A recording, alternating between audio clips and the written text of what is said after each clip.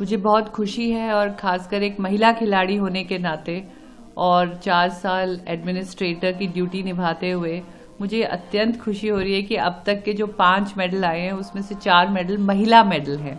तो महिलाओं की भागीदारी बहुत जोश और उठकर आगे आई है और मेडल्स तो आ ही रहे हैं। अवनी ने तो इतिहास रच दिया, उसने डबल गोल्ड लिया है और प्रीति इंडिया की पहली ट्रैक रनर बनी है जो ओलंपिक पैरालंपिक में आके उन्होंने ट्रैक इवेंट में मेडल लिया है और आज भी उनका एक इवेंट है और मुझे लग रहा है वो एक और मेडल ज़रूर लेंगी।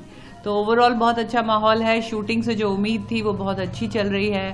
पैरा बैडमिंटन के अभी लीग मैचेस चल रहे हैं तो बहुत जल्दी पैरा बैडमिंटन से भी हमको अच्छी खबर आने लगेगी। एथलेटिक्स अभी शुरू ही हुआ है, आज फिर मुझे उम्मीद है मेडल आएगा। Nishad is on the field, Preeti is on the field. तो ओवरऑल एज एक्सपेक्टेड बहुत अच्छा। 1-2 अप्स एंड डाउन्स हुए हैं बट विच इज़ फाइन। शीतल का इंडिविजुअल मेडल मिस हुआ बट उनका टीम इवेंट अभी है। लेकिन जो रैंकिंग राउंड में उन्होंने 700 प्लस का स्कोर देके पुराने वर्ल्ड रिकॉर्ड को बराबर करते हुए सेकंड रैंकिंग प्राप्त करी, एक 17 ईयर ओल्ड छोटी सी लड़की, armless, only armless Archer in the world, तो उसने भी हज़ारों दिल जीते हैं, लाखों दिल जीते हैं।